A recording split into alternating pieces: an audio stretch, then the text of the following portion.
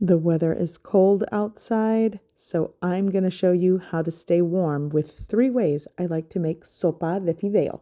This is going to be good. Okay, so to start, I'm going to grind cumin seeds and black peppercorns together.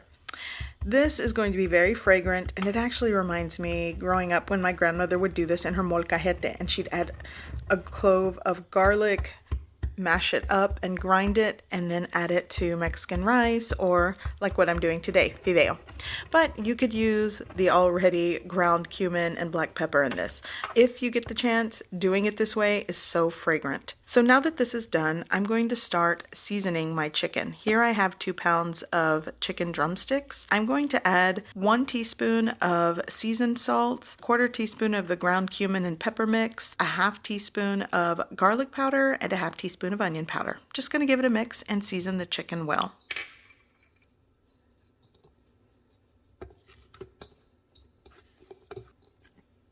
Here I have a preheated pot. I'm going to add several tablespoons of cooking oil, and I'm going to brown the exterior of the chicken. I've preheated this over a medium to medium-high heat, and you'll want to work with something that is hot, but not so hot that it's going to scorch and burn the exterior. And I'm going to cook my chicken legs for about 12 to 15 minutes once they brown. You'll want to basically cook it through before adding all the fideo.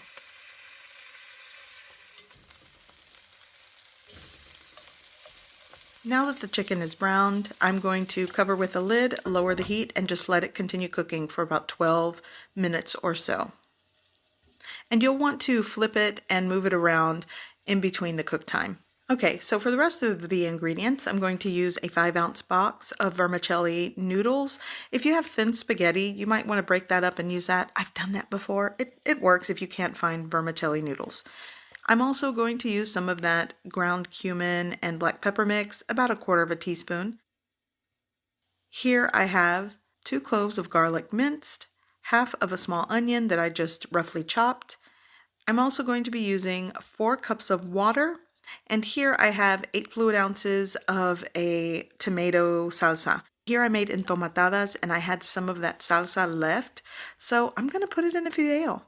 And if you want to check out this recipe video, I will link it here in the video or somewhere down below in the description area. Okay, so that is what I'm going to use for the tomato part of this. Fresh blended tomatoes or a can of tomato sauce works. So my chicken is done, so I'm going to remove it from the pot and set it aside until I'm ready to use it again. So I still have the pot over a medium heat. You might want to turn it down just a little bit because now I'm going to toast my fideo.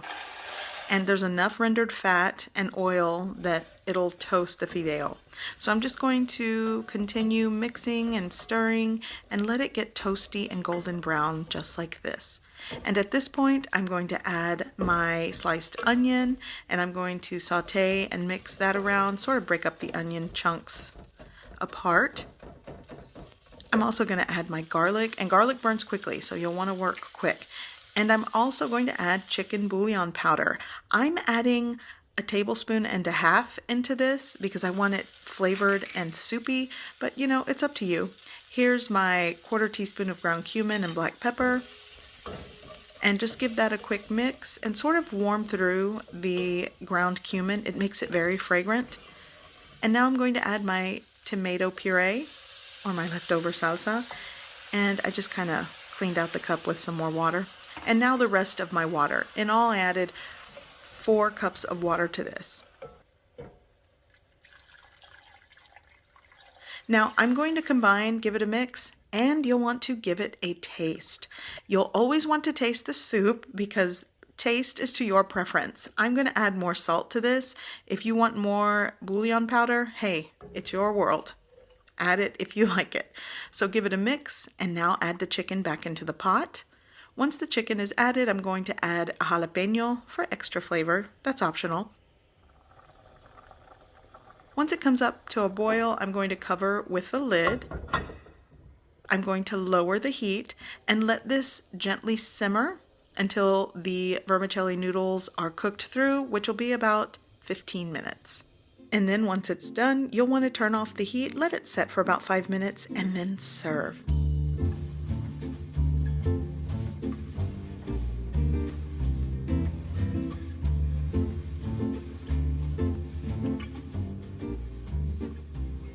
Today I'm going to be making Fideo Loco. This is vermicelli noodles cooked with ground beef, potatoes. I'm adding beans, basically anything you want to add to this. And growing up, we used the yellow box of vermicelli noodles, the Q&Q brand, but this is what I'm working with today.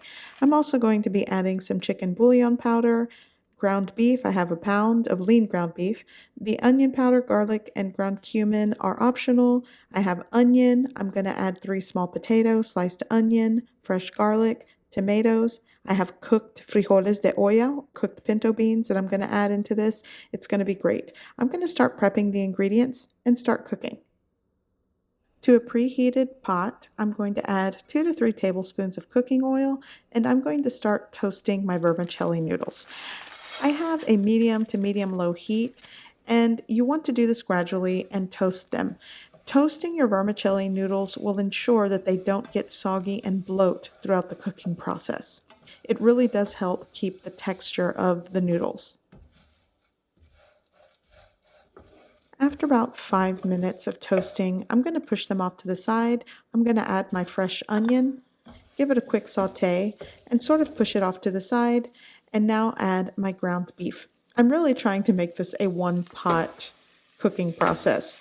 You could remove the vermicelli noodles and cook the ground beef, but I like to do it all together.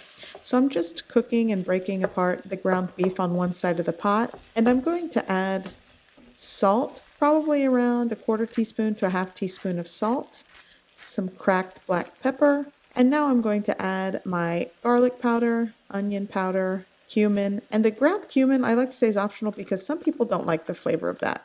I'm also adding the fresh garlic, give it a mix, continue to saute, and now start to combine the toasted vermicelli noodles and the ground beef. Once that's combined, toasted, and cooked, I'm going to add the potatoes, and you'll notice I cut the potatoes into small cubes. You want to do that. You want to make sure the potatoes cook through by the time everything is done. So I'm just going to give this a stir and saute. And now what I'm doing is working on my tomatoes. I'm going to take my fresh tomatoes, I've just halved them and added them to my blender cup, 1 cup of water, and I'm going to start with 1 tablespoon of the chicken bouillon powder. Cover that with a lid, and I'm going to puree this.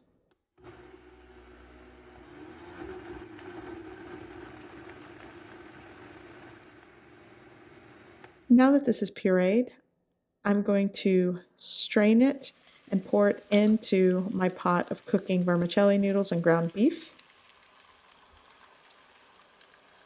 And you could skip the strain process, but I like to get rid of the seeds and the tomato skins, and it all depends on if I have time and if I feel like doing it. So now I'm going to add 6 cups of water. I really want this to be soupy today. And you'll want to taste it for salt and seasoning, so I'm adding an extra tablespoon of the chicken bouillon powder, salt to taste, and pepper to taste. I'm going to give that a quick mix. And now I'm going to add the fresh epazote, like I said, that's optional, and just a sprig of cilantro. Once this comes up to a boil, I'm going to cover with a lid, lower the heat, and let this cook and simmer for about 7 to 8 minutes.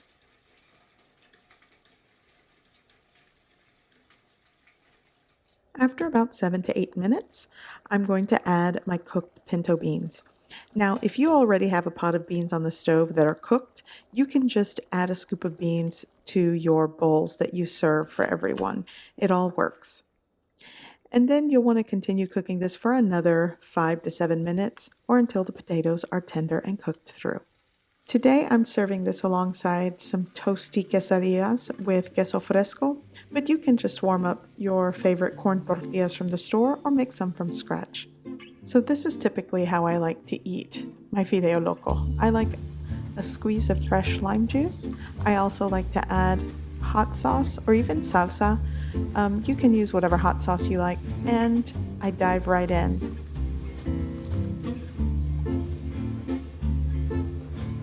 So my grandmother called me and asked for some Sopa De Fideo, so it looks like I'm taking lunch to my grandparents. This is going to be good. So for the ingredients, I'm using 8 to 10 ounces of beef steak meat, half of a small onion, 1 beef or chicken bouillon cube works. I have 3/4 of a cup of tomato puree, some minced garlic, and vermicelli noodles. In a preheated pot over medium-high heat, I'm going to add around 2 tablespoons of cooking oil, and I am going to brown my beef well. Now, the type of meat typically that we use in fideo with cuts of beef is like top round steak, just a cheaper cut of meat, and you'll want to brown it really well. I've added salt and pepper to it, and if you don't brown it well, it's not going to get tender enough. So unless you're using really tender steak in this, you want to make sure that you cook it and brown well. Now, it'll go through phases. It'll kind of get release a lot of its natural juices and start bubbling and almost boiling. Keep going. You want it to look like this.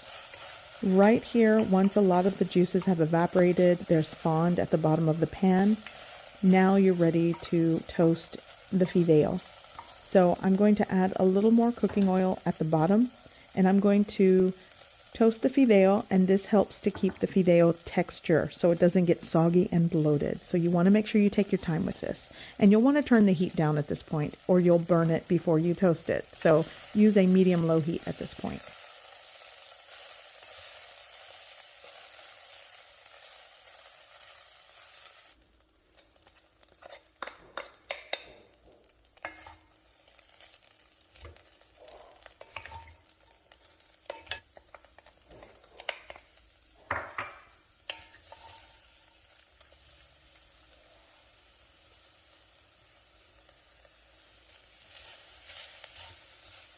So I've added my bouillon cube, whether you're using beef or chicken, it all works. Now I'm going to add around 3½ cups of water.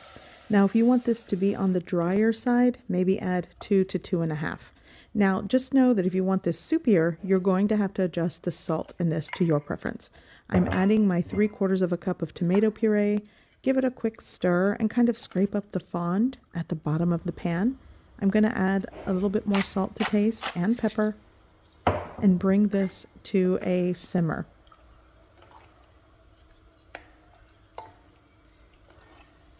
Once it starts to gently boil and simmer, you'll want to cover with a lid.